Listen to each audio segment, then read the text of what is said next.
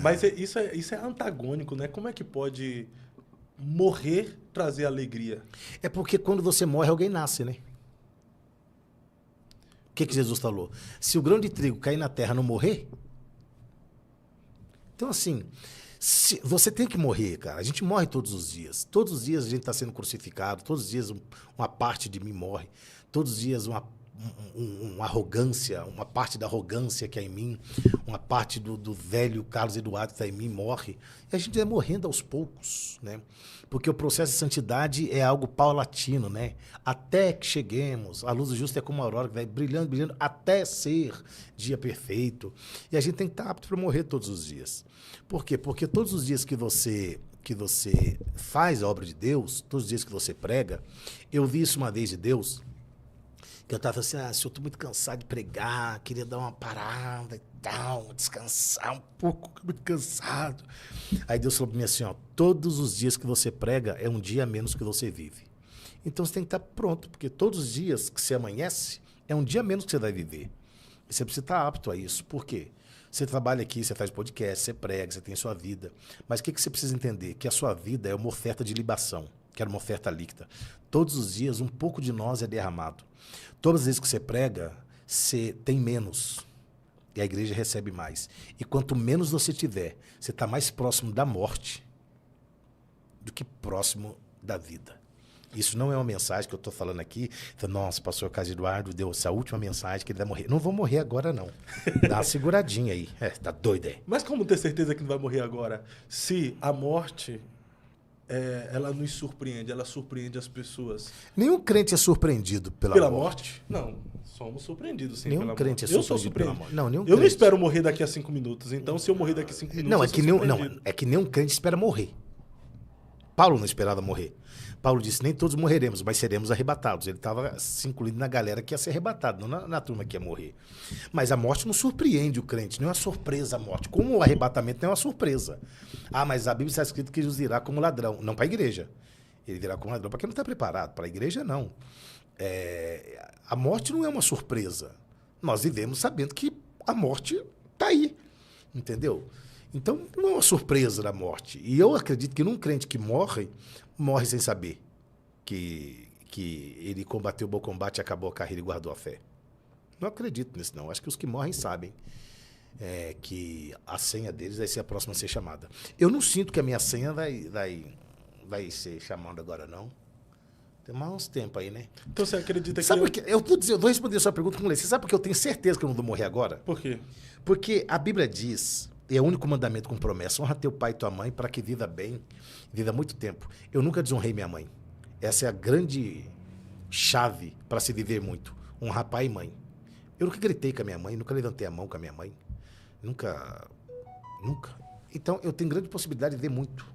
Muito, muito, muito, porque eu honrei minha mãe. A desonra abrevia o seu tempo de vida. É mesmo. Quem desonra pai e mãe, ele está abreviando o seu tempo de vida? Tem o tempo de vida abreviado, né? E não é eu que digo, é a Bíblia, né?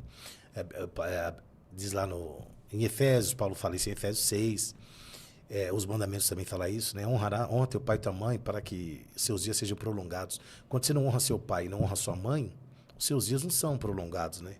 Seus dias são encurtados. Não prolonga, não. Então, o segredo de ter uma vida duradoura, uma longa vida, está em honrar os pais. Pelo menos é o que a Bíblia diz, né? Se você honrar pai e mãe, você vai viver muito tempo. Mas a morte se torna uma surpresa quando nós amamos a pessoa e não queremos perdê-la, né? Ô, Fábio, a morte é uma surpresa. Nesse sentido, a morte é uma dor, porque trata de uma separação, né? A morte, dependendo de quem morre, você nunca vai... A dor nunca vai ser amenizada. Eu disse a um amigo meu esses dias que quem perde uma mãe perde 70% da sua história. Eu perdi minha mãe, vai fazer 7 anos. Se você perguntar se a dor que eu sinto pela partida da minha mãe acabou, não, todos os dias dói. Todos os dias você vai sentir saudade pro resto da vida. Durante todo o tempo que eu vivi aqui, eu vou sentir saudade da minha mãe, vai doer a ausência da minha mãe. Mas é uma dor que não tem como você curar. Tem dia que dói menos, tem dia que dói mais, tem dia que parece que não dói. Mas é uma dor que fica aí, né? enquanto você estiver aqui nesse corpo, enquanto você estiver aqui na Terra, essa dor, ela permanece, né? Agora, eu penso que nós também precisamos nos preocupar após a morte, né? Enquanto eu estou vivo, eu tenho que me preocupar sobre o que eu vou deixar após a morte. Vergonha ou legado, né? É uma preocupação muito grande. O que Moisés deixou após a morte? Um legado, né? Um legado e um líder. O que Josué deixou depois da morte? Não deixou um líder. Deixou apenas legado. Cara, eu não vejo o legado de Josué assim, um legado. Eu vejo que Josué cumpriu parte do seu chamado, conduzindo o povo à terra prometida. Mas quando você vê a história de Josué, você vê que ele poderia ir mais longe. Isso não é eu que digo, é Deus que diz para ele, né? Eu acho que está no capítulo 3, eu não consigo lembrar o certo. Diz assim, ó. Então disse o Senhor a Josué, você está velho. Ainda tem muita terra para conquistar. Deus trata de duas coisas com Josué, sobre tempo e propósito. Você não pode cumprir o propósito se você procrastinar e deixar passar tempo demais. Ele não consegue, porque passou tempo demais. É o texto de Eclesiastes, né? Lembra do teu Criador nos dias da tua mocidade, para quando vier os maus dias você tem a dizer, não tenho neles contentamento. Não tem porque você perdeu o time. A gente perde muito time, né? Perde muito time. Você deixa de conquistar por causa dessa ideia do tempo, que você acha que tem tempo. E quando você acha que tem muito tempo, aí você tem pouco tempo.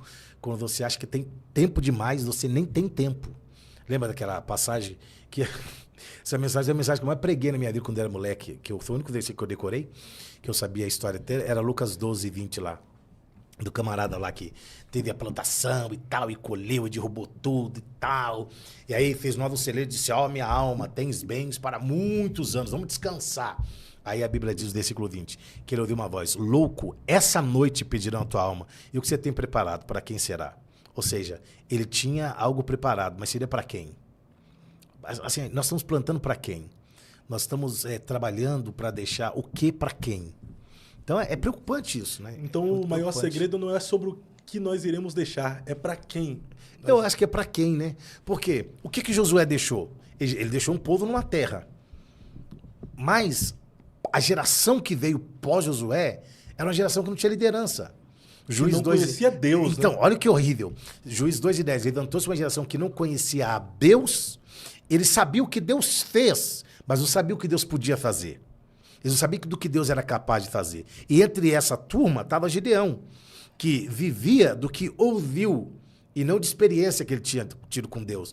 No entanto, quando o anjo do Senhor disse assim, o Senhor é contigo, varão valoroso. O que ele fala? Ué, se o Senhor é conosco, por que é que foi feito nas tuas maravilhas? E por que é que tantos males nos sobrevêm? Parece que é uma transferência de responsabilidade, né? Sim. Se o Senhor é conosco, o que é que foi feito das suas maravilhas? Ué, as maravilhas foram feitas. Mas ele não podia viver as maravilhas do povo que ele estava dizendo para o anjo do Senhor. Por quê? Porque ele não era da turma do deserto, ele não era da turma do Mar Vermelho, ele não era da turma do maná. Então, querer exigir de Deus que ele seja o que ele foi para outra geração é tolice, porque Deus não vai ser hoje o que ele foi ontem, no sentido de fazer as mesmas coisas. Deus disse assim, Isaías, eis que farei uma coisa nova, e já estou fazendo, é vocês que não estão percebendo.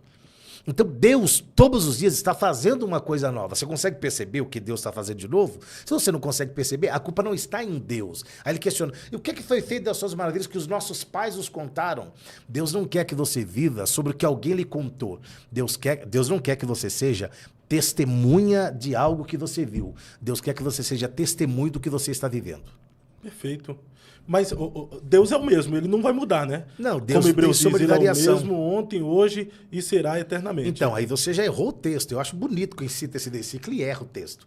Se ele é o mesmo ontem, hoje e será, se ele será, ele não é. Errou. Ele é o mesmo ontem, hoje e eternamente. Se ele será, é porque não é. Mas você entendeu, não entendeu? Entendi, mas eu gosto dessa.